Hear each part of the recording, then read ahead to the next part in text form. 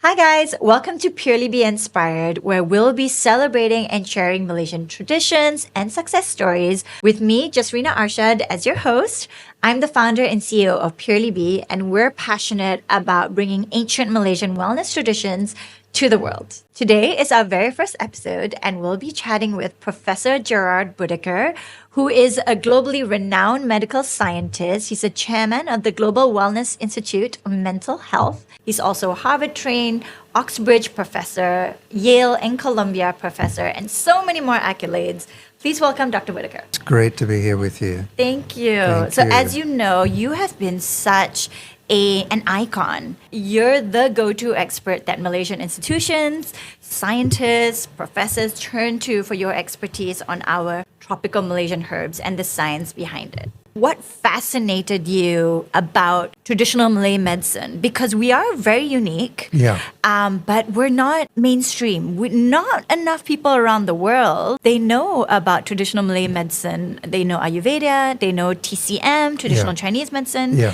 I'm very curious in what got you into this field. Yeah, well, this was a sort of magic carpet ride of its own. As I mentioned, I brought this NIH-funded program from Washington, D.C., where I was based at the National Museum of Health and Medicine in Washington, and had this project. I brought it to Oxford. Through my work at Oxford, I was introduced to the director of the Health Division of the Commonwealth Secretariat in London. This lady, medical director, became interested in our work and came to Oxford and learned more. We organized an international conference that she attended. We kept in touch. The following year, she contacted me and she said, "Can you come in to London for a meeting?" And the Commonwealth office is in St. James in Marlborough House, which was Queen Mary's Palace, the late Queen Mary's Palace, and it's just on the other side of the road to St. James Palace. But I went and met with the health director, and she said, "Look, the Commonwealth health ministers have a conference every 3 years." She said,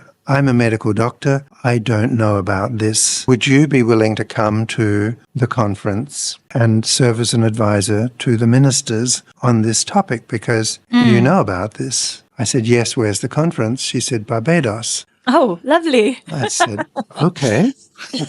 If I must, I will go to Barbados. I said, but during that conference, the Prime Minister of Barbados turned on a fantastic reception for us, talking to the man in front of me, and we were just chatting. What a beautiful atmosphere it was. And he said, "So why are you here?" I said, "Well, I'm an advisor to the Commonwealth Health Secretariat." He said, "What on?" I said, "Traditional and complementary medicine." He said, "Oh," he said, "we're really interested in that in my country." I said, "What is your country?" He said, "Malaysia." I said, "Oh." I said, "What do you do in Malaysia?" He said, "I'm the health minister." I said, "Oh, okay."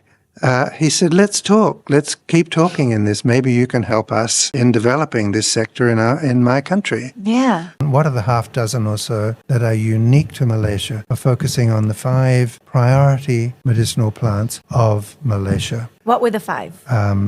Now, Kachip Fatima, a botanical name for Kachip Fatima is Labicia humila. Yes. Now, why was it called Labicia? Because there's a town in Johor called Labis, and Labis was where Kachip Fatima was found to be most prolific. And a true center of endemicity, of localness. Right. And so the plant name actually came from a town in Johor, and that's its global scientific name. That's truly Malaysian. Another was Eurocomia longifolia, or Tongkat Ali.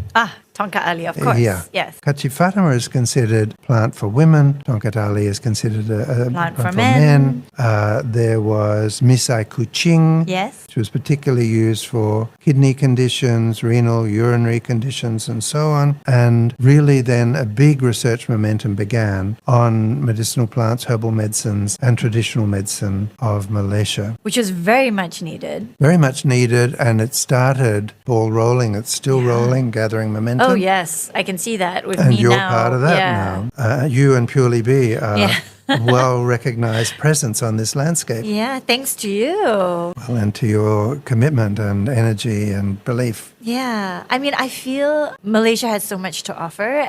Of course, you can't do it all. Yeah. And you need to zero in on the select few to champion to a global community and to the locals as well. Because as you know, the younger generation, which was myself, I am no longer considered the younger generation. Even though you look it. Right? Thank you. Thanks to these herbs. Yeah. But a lot of it is losing touch with what our ancestors, our grandparents, of what the knowledge they grew up with and the traditions that they grew up with. Yeah. In today's modern world, we don't follow those Right. traditions anymore, unfortunately. Right. And so how can you bring that back to life? How can you revive that? How can you connect the modern world with the ancient world? Yeah. And I think your research has been very pivotal, and how you've brought together different communities and worlds and bringing that forth. What would you say were some of the most fascinating herbs or remedies or rituals that you found in those 26 years of research? Yeah, it's a great question. There are 2 or 3 things that stand out for me. One of them is learning about ulam, Malay herbal salad. And it was a lot of the herbs or the plants that are used in ulam, which is traditionally served along with other main dishes in a Malay meal, those plants in Ayurveda and in Chinese medicine are dried and used as powerful medicines. Whereas in the Malay ulam tradition, they're eaten fresh as a salad. Yeah. The Papaya or Centella asiatica, I learned, was eaten. It's like a penny, big penny coin, and it's got a long stem, thin stem. So the way it's traditionally eaten is it's rolled into like a little cigar shape, and the stem is wrapped around it like that. Then it's dipped into fermented shrimp paste, sambal belacan, and then eaten on the back teeth, chewed like that. It has to be in the back teeth. Well, it normally is, yeah. Right. So it's chewed. But you see, if you think about eating a flat leaf of pagaga, you're not going to get much out of it. The taste as well, right? Correct. The taste is quite bitter, but if you put it in sambal belacan, you get a fermented taste. Yeah. You get some chili, you get some shrimp taste, you get a whole lot of other tastes as well. It's complex. But when it's rolled up like a cigar with the juicy stem rolled all around it and you chew, you get a burst of juice coming out from that, not like trying to chew a flat leaf. Yeah. So there's wisdom in the technology of eating. So that juice is a powerful medicinal shot as a food. Now, where did they get that from? It's a hydroponic plant. It grows on the banks of the streams. Yeah. So there's a stream running through the plot. There are shrimps in that. There's pagaga. There's ulam raja. There are all sorts of other plants, which you just pick. You don't have to even grow them. You scoop up some shrimp. You ferment that. Everything is very self-sufficient. It turns out that all of those plants, the bounty of the land, turns out to be powerful medicinal combination, like a multivitamin in a salad with nobody thinking, oh, this is this medicine, that we like this, we have this, we know. So that's living in a traditional setting. The rice was from their own paddy field, which they would dehusk by rubbing like that. They would put in a woven rattan tray and sift it in the wind and all the chaff would blow off. And then they'd have a whole grain rice, not polished white, but nasi merah, brown rice. That skin on the rice, called the endosperm, contains a vitamin B complex. It contains amino acids that build bone, muscle, and brain tissue. And it contains an enzyme which breaks down the starches in the body of the rice, which are sugars, breaks them down so they're easily digested. Underneath the skin is a layer of protein. So they were getting from their own homegrown rice, or that multivitamin plus. Now, what's happened over time, and you said we're losing the traditions, the younger generation's losing the traditions. I read traditions are broken, but not only the traditions are lost because grandma's not there telling them, it's because they're not on the land with the plants available. So what you see replacing the ulam is a piece of lettuce, some tomato, and some cucumber, none of which are Malaysian, and none of which are medicinal. Yeah. The medicine has gone, replaced by an overseas imported expensive substitute. So you'd only have your chicken for Hari Rayas and things like that, you know. So we were almost more plant-based back then. Much more plant-based. Ikan haruan, snakehead fish, which, you know, local people found out was helpful for healing wounds and tears during Yes. delivery, Yes. postpartum treatment for women. There was this relationship with the produce of the land. What's happened with urbanization is that has been lost. So we're now looking, fortunately, at supplements from local species Yeah. like Pagaga, Centella asiatica, which research has found is a brain tonic. All children should be having Pagaga throughout their education, because it stimulates brain growth, synaptic firing in the brain. It improves skin health. So adolescence, the Yes. terrible outbreaks, Puberty, of acne and so on. hormones. Sure, this can help with that. It reduces inflammation. So the supplements become all the more important, food supplements, superfoods, as a way for urban populations to stay connected with their traditions. But it's good for them to have the narrative as well, to know the story. Of how it all started. This is what our ancestors did. Yeah. And there's something called Nutrigenomics, the genetic history of our nutrition. What this suggests is that we metabolize and absorb best ancestral foods. So if you're from a culture, eating ancestral foods is really optimal for you. It doesn't mean you have to eat only ancestral foods, but nutrigenomics means that the genetics of your metabolic process have been programmed by your ancestors. That's really interesting. Going way back. And they've eaten Pagaga and ikan bilis and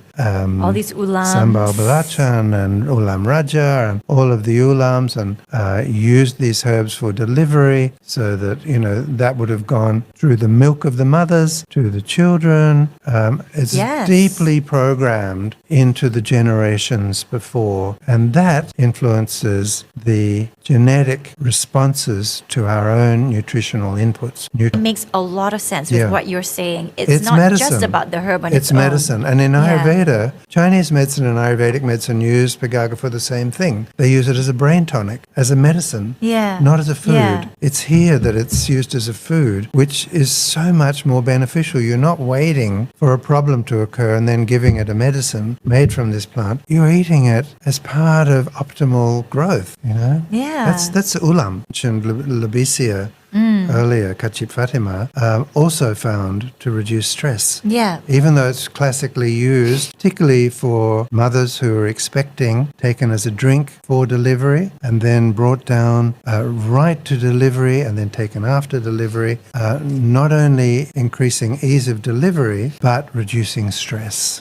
A lot of what we know in Malaysia, we call it ramuan, jamu in Indonesia, and these are really generations old recipes and formulations. Yeah. And they were traditional healers that were gifted and knew what ratio of each herb to combine into a particular ramuan recipe. It stays true to today as Yeah. to why our ancestors were able to heal through abnormal growth in their bodies, to diabetes, to Yeah. any sort of health issues that they had with these recipes Yeah. that were not even measured to a specific metric. It was through gut feel of these healers of how much to put in. They knew through the gut feel because they were so gifted Yeah. in that sense. And what we came to know over the years, especially today's younger generation and even myself, was that you don't mess with that recipe and that Yeah. ratio. Yeah. It is that specific ratio for a reason. Yeah. And because these individual herbs are so powerful Yeah. on their own, if you don't know the right way to combine them or how much to combine of each ingredient, it could be toxic, it could be dangerous rather than helpful Right. to your body and to your health. It could kick into a different function used with a different concentration, and Pagaga is a perfect example of that. Yeah. Concentration is different for different medicinal Yes. or nutritional effects. But I found that really fascinating because when we started doing purely bee Pagaga, Yeah. and this recipe was passed down through Hamida Hamid, the bidan and her generational family, Yeah. that recipe was so specific, even Yeah. to the way the individual herbs were grown, Right. the requirements of each herb, how they were combined, and you cannot mess with that. Right. And if there was any changes to it, if we wanted to add in to make it more palatable in taste, only specific fruits Only green apples and dates. Right. Nothing else. Right. If you want to put strawberries, blueberries, anything taste-wise, for that particular recipe, it was not going to do anything. May even weaken It it. may even weaken it. Yeah. But if you want it to be even more effective, Yeah. it would be green apples and dates and this amount of green apples and dates. And it was very enlightening for me to learn about that because I didn't know enough about our jamu, our ramuan, these Sure, remedies. sure. And what was even interesting is that it had pagaga, it had papaya leaf, it had black cumin seed, and it had turmeric. And we know, and I'm going to go into this shortly with you, papaya leaf on its own is a very powerful herb. Certainly. And you combine it with pagaga, turmeric leaf, and then of course it's a black cumin seed over and above that in a very small amount to bring each other's effectiveness. And what I understood about this blend was that it was the combination of these herbs that makes it even more powerful than if you just had a pagaga blend. Sure. Traditionally, such a prevalent and popular ulam, Yeah. and that it's just gone. Right. And Can we talk more about papaya leaf? yes, certainly. It's a really, really important plant to talk about. Papaya leaf is used in ulam as an ulam in its own right, and it's traditionally blanched or put in boiling water for a little while, partly because it's full of cellulose and it's very tough and rubbery. So if you were to eat it raw, not only is it bitter, which is okay, but it's very, very, very chewy and would be hard for the gut to break down. When we launched the book that I mentioned on Malaysian health traditions, back in 2008, the Queen of Malaysia presided over the launch and former Prime Minister Tun Abdullah Badawi was present. I gave a talk and my friend and colleague Professor Hud Saleh gave a talk. During break after the talk, Tun Badawi came up to me and he said, "Do you know about papaya leaf and dengue fever?" I said, "I haven't heard about it." He said, "Well, in my constituency, Kapalabatas, people in the community came to me and said, when we get dengue, we use juice from fresh green papaya leaf and it gets rid of the dengue very fast." He said, "So I asked the Institute of Medical Research to study this and to determine, is there a real effect there?" And he said, "Indeed there is. They found that and they will be publishing this." Well, fast forward, several years, study came out. I got to know the lead researcher, Dr. Subita Subentiram. I learned a lot about this. And what they found was, indeed, correct. It's published research from Malaysia, the first published research on the effect of papaya leaf in curing dengue fever within 4 days. What they found was that the papaya leaf has an effect. They understand the genetic mechanisms in this. I can't do it justice, but the papaya leaf stops the dengue virus at the first stage of its two-pronged attack. The dengue virus, which eats red blood cells, first immobilizes immune cells. It's got this 1-2 attack strategy. First, immobilize the immune cells. Second, when there's nobody to fight you, feed on the red blood cells. So this is a highly sophisticated virus. What the papaya leaf does is it protects the immune cells so that they are not able to be consumed by the dengue virus. And instead, they consume the dengue virus. So it's allowing the body to do what it's designed to do, to kill invaders. It's not a chemical in the papaya leaf that is killing the virus. That's called a cytotoxic effect. It's not that. It's simply protecting the immune system, allowing it to do what it's meant to do and kill the dengue virus. In 4 days, the IMR study found that with very small dose of papaya leaf juice, serious dengue was cured over. So if you've got papaya leaf powder in your formulation, Yes, in Purely Be Pagaga. the mechanism that it's bringing with it is immunoprotective mechanism. It's protecting the immune system and allowing it to counter any threats to it. Interesting that you say that because I remember, with Purely Be Pagaga, even though, it's a generations old recipe, I was trying it for the first time 6 years ago. And one benefit that I felt without me knowing to even look out for it, when I travel, especially if I'm traveling as far as the US, the States, and you have such a back-to-back schedule from when you leave KL to when you get there, I tend to get a bit fluey. Well, also you're on a plane. You're on a plane. Breathing everyone else's flu germs. Yeah. And there's no rest and no time to adjust to time zones. Then you're meeting crowds and crowds of people for meetings, expos. So I tend to get like a bit sniffly, a bit fluey, and that was what would typically happen to me when I would travel in that sense. Yeah. After I had consumed Purely Bee Pagaga for about 3 months, and I was in the US and it was a jam-packed 1-week schedule there. And suddenly after a few days, I was like, wait a minute, I haven't got sniffles, I haven't felt fluey, I haven't felt sick. In fact, I feel more energized than ever. I'm like feeling at my optimal best. And I was trying to backtrack and say, what am I doing differently? And that's when I realized, so hearing what you're saying. Yeah, it's protecting your immune system. The papaya leaf in the recipe. Correct. And of course, there's pagaga and there's turmeric leaf in there, which also have immune strength. Anti-inflammatory and Correct. There's a combination of the But the papaya leaf is documented now through this research as a very powerful immunoprotective agent. And you were saying how, not in Malaysia, but in some other countries, it's actually prescribed as a cure for... Yeah, in the state of Tamil Nadu in India, the State Health Department has approved medical doctors prescribing papaya leaf as a treatment for dengue fever. So Malaysia needs to start doing that. Based on Malaysia's research. Based on Malaysia's research, which is crazy. So Malaysia needs to do that. I mean, I know enough people who they get sick of dengue fever. Their entire family are all saying, take papaya leaf. That's great. So it's already become... But a lot of people have the old ulam memory. They will blanch the papaya leaf. They will boil it, which... Oh, that's what they would do. They do, which denatures it, and it doesn't have the effect. Yes. It's got to be fresh papaya leaf, uncooked. Yes. And that comes to the point as well when we tell people to take our drink, don't cook with it. Right. We say just mix it in water and drink it. Right. Because once you cook with it, it denatures it. The effectiveness is no longer there. And I think that's something we have to keep reminding people. Yeah. As to why it is the way that it is and why you need to consume it a certain way. Yeah. It's nature. Don't touch with it.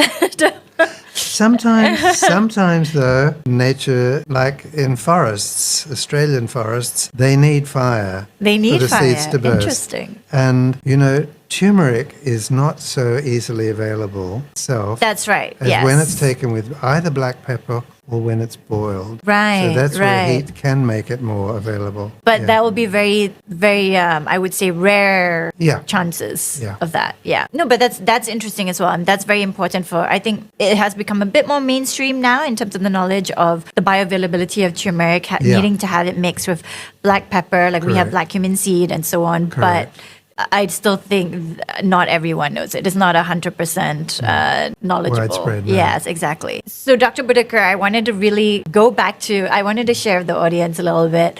Dr. Bodeker and I go back to 2018. Not that long, but it feels like a long time for me because it was when everything changed. It's been a journey, a real journey. It's been a real journey. Yeah. Yeah. So in 2018, your student at Oxford, Sachin. Yeah. Yes. So he recommended me to meet with you. Yes, correct. And at that time, we hadn't done products. Yeah. We were just an educational platform. We were all about trying to spread awareness of traditional natural herbs, medicine, lifestyle, diet, healing through nature, through lifestyle. Yes.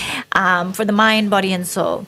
And I was under the impression that meeting you, I was going to get exposed to a lot of insightful knowledge that you were able to share with me, and you could be a contributor on our platform to share your knowledge with our community to help them lead a healthier lifestyle. Yeah.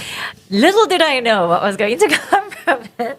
And when we met and we were, yes, I mean, without a doubt, you had abundance of knowledge and wisdom to share with me. I was just taking it all in. I was digesting it. I was like, wow, this is not even a smidgen of what I was expecting. It's far beyond that. But you were the one who educated me about our ulam. I know what ulam was. I knew what ulam was, but I didn't know to the depths of it, of what you were sharing with me. Neither did I know what gaga was specifically. And you told me about pagaga in 2018. And it completely shifted my mindset of what I wanted to focus on, what I wanted to do. Almost, I was bewildered how someone who is in the wellness industry, didn't know what pagaga was. And I'm Malaysian, and it's in our heritage, it's in our roots, it's in our traditions. And I am someone in the wellness industry in Malaysia who has completely lost touch with that. What does that mean for the rest of us? And I think that kind of really woke me up in that sense of this. How do I not know this already? Why is Professor Bodeker a foreigner telling me about our own culture and tradition. And Dr. Bodeker, you said something, and I'd love to hear more from you. You said something that was the first eye-opening part for me. You said that Pagaga is one of the most powerful herbs in the world. And it's a shame that there's not enough awareness around it and that people have lost touch with it. And we need to figure out a way to bring everyone back to this herb and the way that it has been consumed, the way our ancestors did, and inspire our next generation so everyone today can start consuming it. When you talked about Pagaga was one of nature's most powerful herbs, what did you discover about Pagaga that made you feel that way about this particular herb? I know there's so many powerful herbs. I guess the first thing was, in working on our book on Malaysian health traditions, was learning that Pagaga is traditionally eaten as a fresh herbal salad ingredient. I was used to hearing about Centella asiatica, Brahmi, as a powerful medicine in Ayurveda and Chinese medicine. I'd never heard of anybody eating it. Then I thought, who's eating it? Kids are eating it. Old people are eating it. Pregnant women are eating it. This is something whose effects I know about as a medicine in enhancing brain functioning and skin quality and so on, as really a powerful anti-aging herb that's given as a medicine, as a treatment. But here's a culture that eats it as a food to enrich every stage of the lifespan with one of nature's most powerful super medicines. And I thought, like you, how did I not know about this? And that's when I drilled into it more and started asking more questions, not about the science, because I knew about the science, but about the culture, about the method of use, about the inclusion of it, the importance, and so on. I just felt everyone in this culture should know about this because it's their heritage. It's their heritage, you know, and it's something that is better than what they have now. Which is sort of Western mishmash of salad ingredients, carrot and lettuce and tomato and cucumber. And the tradition has been eroded by colonial food ingredients, and nobody's questioned it. Nobody's looked at what's been lost. And what's been lost is something that enriches fetal development, child brain development, student academic performance, adult professional performance and work performance and energy, and improved brain aging for older generations. That's a big loss. Getting it back is a big gain. And it's yours, you know. As I say, I hadn't heard of it being eaten. And that's why, you know, having done the book fairly recently when we were talking, I just thought, I have to share this with you because it's messaging that needs to get out there. You've been getting it out there. And bravo. Thank you, Dr. Bodeker. I mean, all thanks to you. But do you remember that after that day, me and my team, we were fascinated. And immediately we were on the lookout for Pagaga. We were trying to get our hands on Pagaga. I do remember that. And one of my team members found it online. And they were selling it in potted plants. And she was like, oh, I found Pagaga. We can juice this. We can consume it. And I showed a picture to you and you said, no, Jasrina, that's not the right one. Be careful. There are lookalikes. And if you consume too much of that one, it can be toxic to the body. So maybe you can share more. I mean, we've been spreading education on that too. So there is a lookalike, and they're often both called pennywood. But the lookalike is called hydrocotyl. Hydrocotyl. There are a few different types of hydrocotyl, but it's more like a miniature water lily leaf. Small, it's shiny, glossy. And it is not Pagaga, which is not glossy. And it's a bee. It's the shape of a bee. Correct. It's also been seen as the shape of a brain. And with all the little follicles and the convolutions of the cortex. Pagaga, Centella asiatica, has a more visible, complex surface and more often of a serrated edge. There are different types of Pagaga, but it often has a slightly perforated edge. But it's not glossy. It's matte. And as soon as you see a glossy Pagaga, stay away. It ain't Pagaga. I think that was very important messaging because even as we started spreading it out there, we had people commenting and saying, I've been consuming the wrong one all this while. Because they just buy it from the market or whatnot. And they don't, I mean, people call it Pagaga.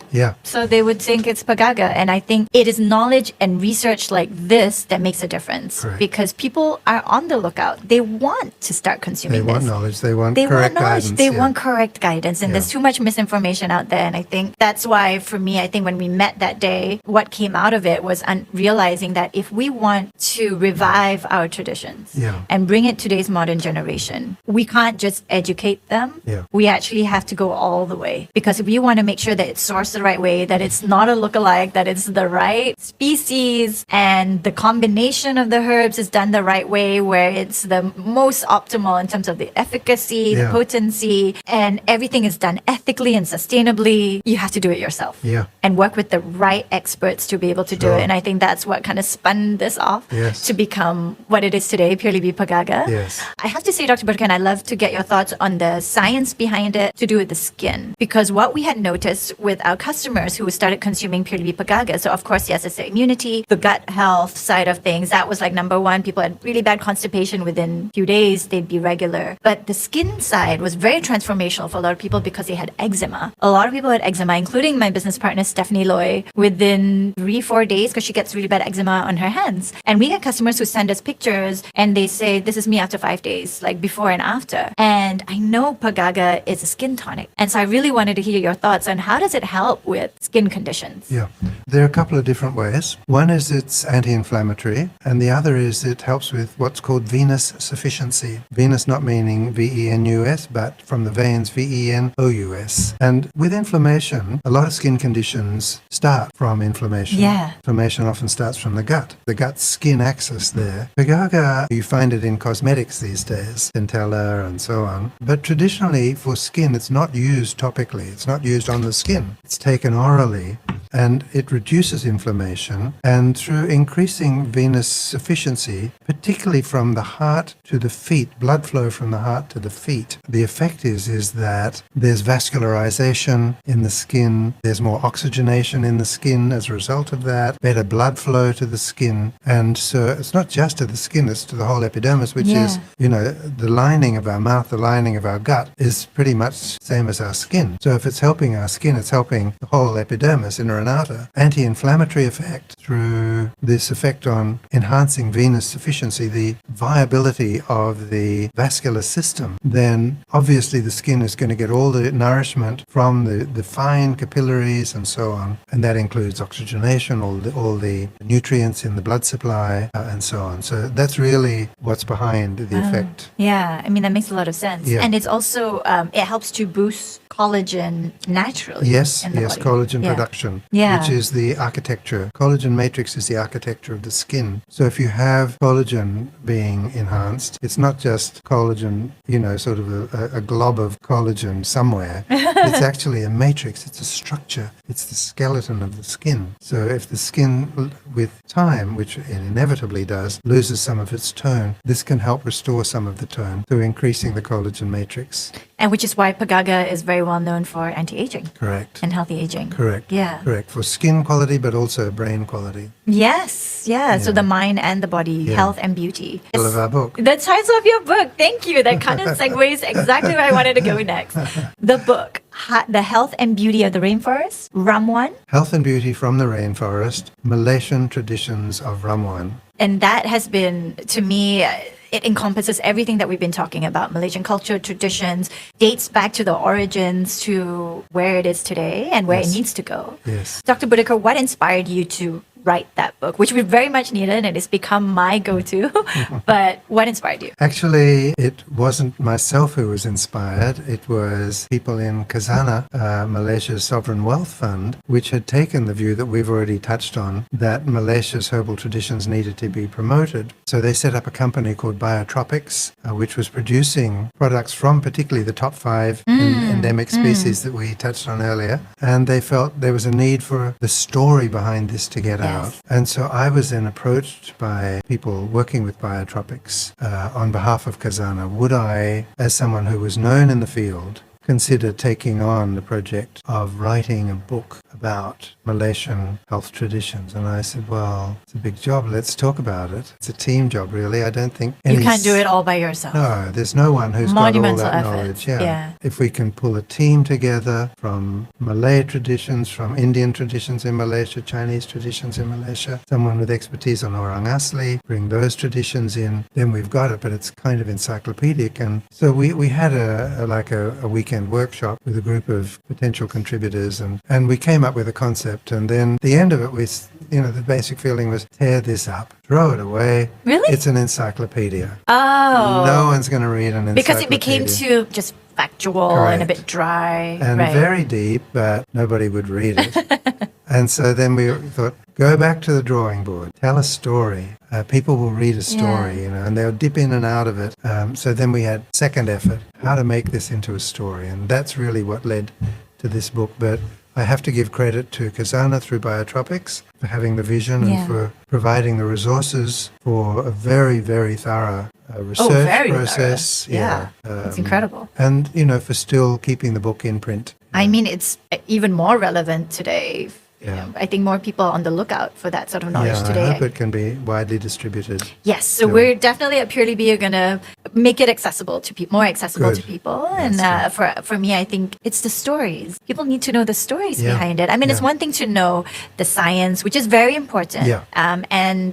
But it started with these ancient traditions. Yeah. Where did it all start from? Right. And I think that's what fascinates you, fascinates the community globally, that you don't have to be Malaysian. No. Me traveling to the US to kind of promote Malaysian wellness traditions, they are the most fascinated. Yeah.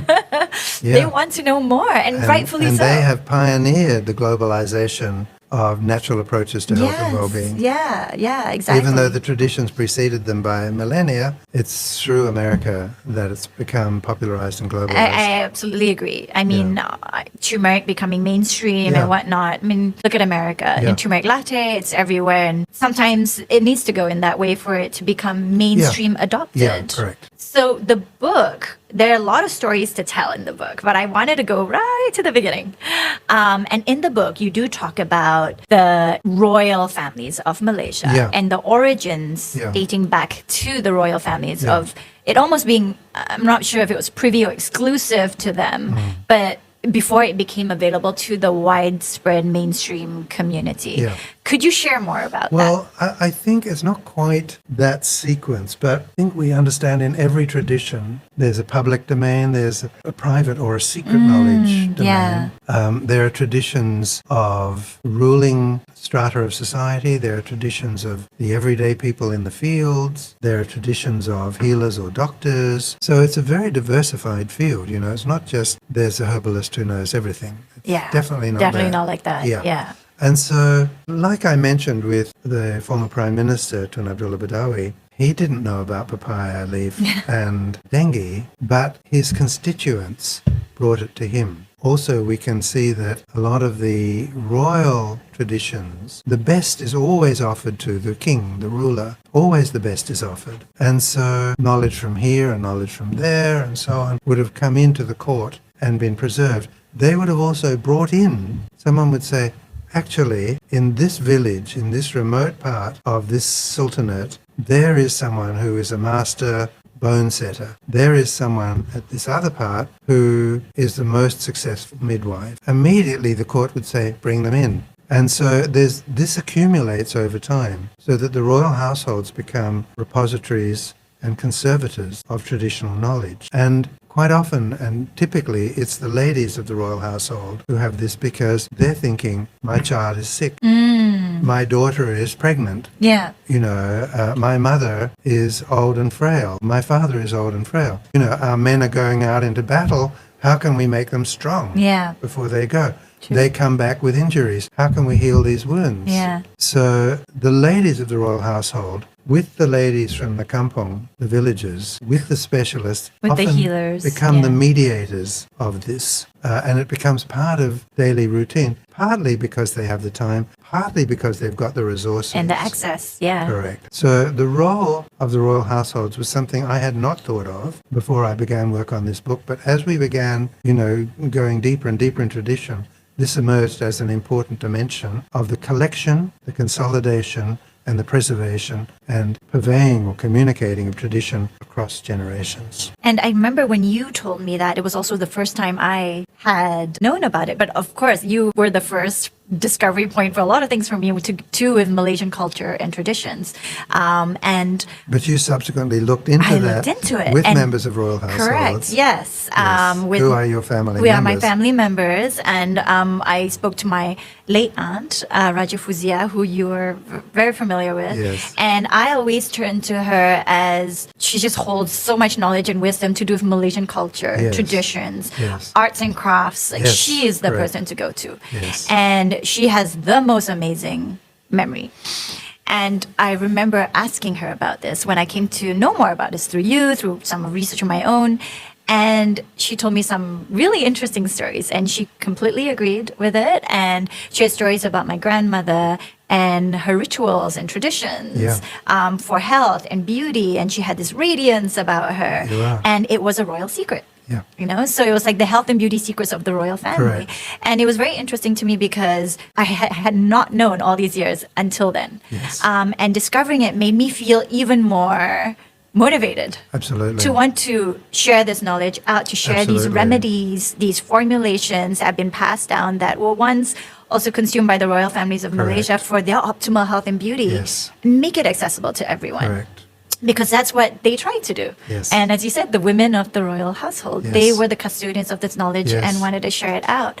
And I think to me, it's just scraping the surface of all these stories that we want to discover about And ancestors. every day that we wait is a day lost because we lose the members of the older Yes. generation. Yeah. And we lose a treasury of knowledge every time we go. Yeah. So it really is, We in have to my move view, fast, it's already late. Yeah. But it needs to be done. It really, really needs to be done. I agree. And once it's done, it will inspire other countries and other cultures Yeah. to follow the lead. The model Yeah. will be there. Yeah. I feel very deeply connected with what we're doing because as I unravel more on the stories, like it feels that it is our destiny to connect Sure, with. you become a Yeah. messenger, Exactly. an exactly. heir and a messenger. Yeah. Yeah. And I exactly. think, in the tradition of Asia, we shouldn't discount the continuing blessings and influence of ancestors. Yeah. Asia I has agree in that. a long tradition of asking guidance and blessings from ancestors. So even though generations have gone, we can still ask for their blessings and direction. And guidance. Correct. Yeah. And I think same with you, your path, my path, it is flowing naturally Yeah. with what is being brought to us and what feels right. Trust your gut, trust your instincts, and what unravels in front of you and points you in the right direction. It's through us, but it's not really from us. Luckily, it can be for us. Yes. Yes. But it's not ours. I agree. It's much bigger than us. Yeah. Absolutely. Yeah. So on the topic of the book, Yeah. I wanted to, maybe you could share 2 or 3 key takeaways from the book that Okay. you'd like Yeah. our audience to know. Well, I've mentioned one already, which is ulam. Yes. And we've already talked about that. So I'll flag that as one. Another, I think, is pre and postnatal care. Yeah. We've touched on Kachip Fatima. Manjakani is a key Manjakani one, is another one. Now, Manjakani is the most fascinating of natural products. It's not actually a plant per se. It's a growth on a plant. Yeah. A Manjakani are little brown sort of nodules. And when you see them in a bunch, they look like little nuts or dried fruits or something like that. But if you do a Google image search for Manjakani, it's sometimes called oak gall. It can happen across many different species, but it's caused by a wasp laying its eggs in the tissue of a leaf. And the response from the leaf is to protect itself from any contamination or consumption by those eggs. And so it protects itself with some of its own chemicals, particularly tannins. Like 50% of Manjakani are tannins that you get in tea, very, very powerful phytonutrients. Right. And so you get this hard little round nut that's produced by the leaf around the eggs of a wasp. I don't know if you know about cordyceps, but cordyceps Yes. also is a Himalayan product, very powerful medicinal ingredient used in Chinese and Tibetan medicine. And it's where a caterpillar lays its eggs on a leaf. And then as the eggs hatch, one of them becomes a caterpillar. The plant cannibalizes that caterpillar. And the caterpillar, you see the shape of a caterpillar inside a leaf. And it's the strangest looking thing. You think, is that a caterpillar in a leaf? Yes, it is. And the leaf has parasitized it and drawn all of its life out, and that's infused into the leaf. And so the whole thing becomes this new synthesized natural product with its own unique chemistry. That is manjakani. It turns out that the rich tannins in manjakani, among many other properties, have the effect of stimulating uterine contraction. So that after birth, when the uterus is stretched and expanded, then taking a drink from manjakani shrinks the uterus and brings it back into place. And that leads to another birth tradition or postnatal tradition in Malay medicine where after birth, the mother and the baby are visited by a midwife who treats them for 40 days. It's a very long time, having herbal drinks and herbalized massages. So the herbal drink always has manjakani in it, and that contracts the uterus back to its original condition. You see women who haven't had the benefit of that, who've had many children. Some have prolapsed uteruses and they have a large sort of belly. And it's not because they're fat, it's because of the uterus.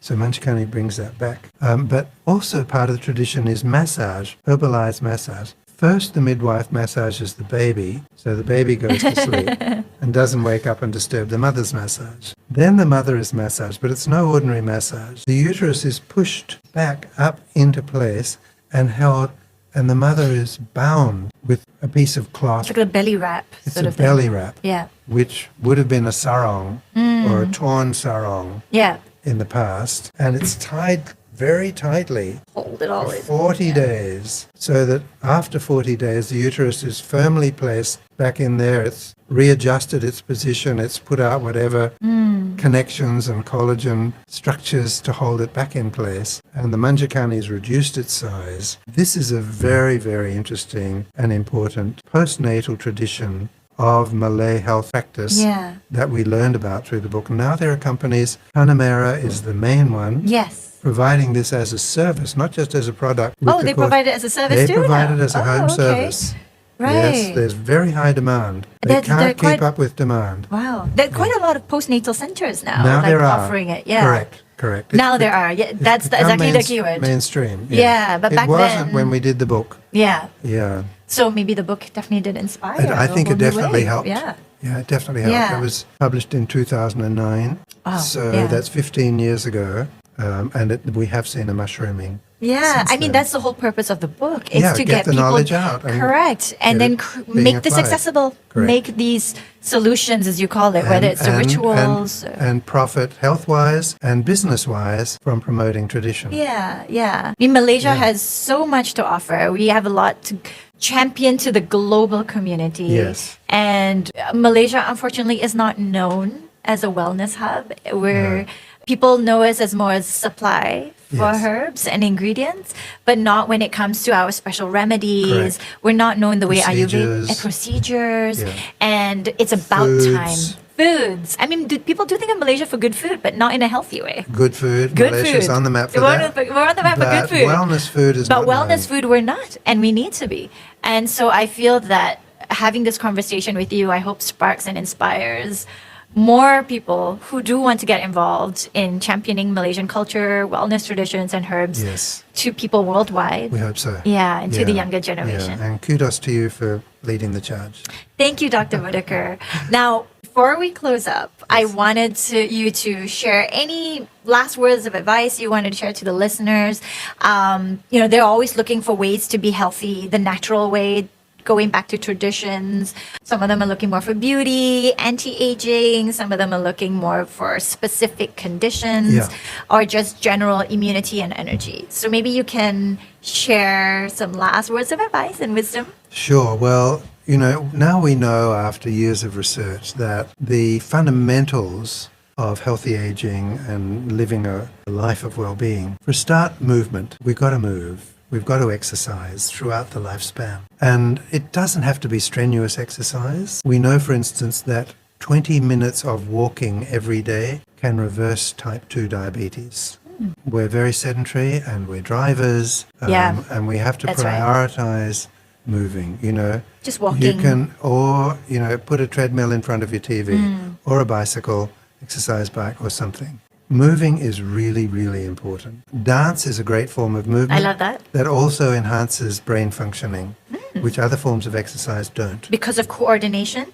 It's a long story, maybe another session. time. But dance activates the prefrontal area of the brain rather than the movement centers at the back of the brain, which other exercise forms do. Dance originated in the human species as a form of communication. Right. We're dancing around a fire. We're dancing to communicate with spirits of the animals we're going to hunt tomorrow. Please give us one of your animals so we can survive. To the ancestors, please bless us. To the weather spirits, please give us rain. Please stop the rain. Dance, dance, communicate. Right. So dance activates the communication areas of the brain. And we're dancing with others in a group. We're dancing with an individual. We're communicating in the dance. We're engaging. Yeah, so dance is a fantastic form of exercise. The next one is nutrition. We know that the components for a healthy lifestyle through healthy nutrition are high plant-based intake, low animal protein intake. Doesn't mean no animal protein, but low animal protein, particularly animal fats. So red meat is known as particularly a risk factor for heart disease and cancer and so on. So very low red meat intake is part of a healthy lifestyle. You notice in the Japanese diet, which is produces more centenarians than any other culture. And the blue zones. If they have red meat, they'll have a thin little strip of it. You know, you go to a Japanese restaurant and you get meat, it's a thin strip, like, you know, that big. That's how they eat meat, not huge, you know, steak. Moderation. Yeah. Well, more than moderate. Minimal. Minimalization. And fermented foods to enhance the diversity of the gut flora. So those Some recommendations are fermented foods? whole grains. It can be anything. Okay. It can be cabbage, which the Koreans do, kimchi. Kimchi, I love kimchi. It can be sauerkraut, which the Germans do, which is also cabbage. It can be yogurt. It can be tempeh, which is fermented soybean. You can ferment anything. What about with people just saying, okay, I'm just going to drink lots of kefir and kombucha? It's good to not do one thing all the time. Diversify. It's good to do, because then the body gets habituated to that and feels I don't have to produce that.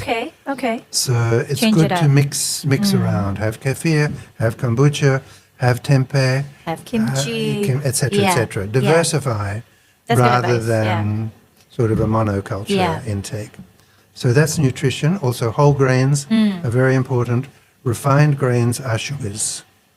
White rice is starch. Starch equals sugar. A bowl of white rice is a bowl of white sugar. Look no further for Asia's soaring diabetes problem. Yeah. So whole grains are really I important. remember you shared a statistic with me. Those are insane numbers. Why wouldn't you? Yeah.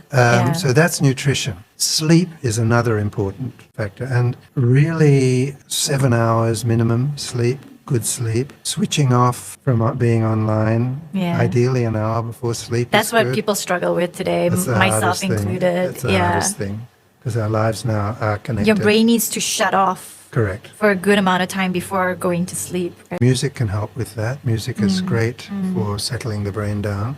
Sleep/rest. We need rest. And then mental well-being. So we've discussed some of the herbs, like Kachip Fatima, that's found to reduce anxiety. Centella asiatica or Pagaga, which reduces mental stress and promotes enhanced mood. Teas like chamomile tea is soothing. Ashwagandha, an Ayurvedic herb which settles the nervous system. Exercise actually reduces mental stress. Good social relationships are very important. Avoiding social relationships that are not optimal also enhances mental well-being. Avoiding toxic work situations. We all spend so many hours in our workplace.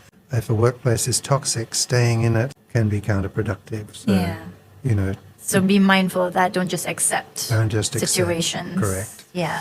So many other, we produced, my colleagues and I, in the Mental Wellness Initiative of the Global Wellness Institute, produced a white paper on pathways, evidence and horizons for mental wellness. free download from the Global Wellness Institute's website. Maybe you can provide a link through your resources. It's exercise, nutrition, sleep, social relationships, and mental well-being. As holistic as it gets. That's the key to a A long, long, healthy, and well-lived and fulfilling life. yes, longevity. Yeah. The natural way. Yep. Thank you so much, Dr. Bodeker. Pleasure, Jazrina, as You always. shared a lot of wisdom with our listeners, and I'm sure they're going to be wanting more. So perhaps we'll have more sessions after this. Sure, we can drill into some of the silos. Yes, exactly. Sure. And thank you, you guys, for listening. Stay tuned for more Malaysian stories on our culture, traditions, and triumphs that we want to share with you and the rest of the world.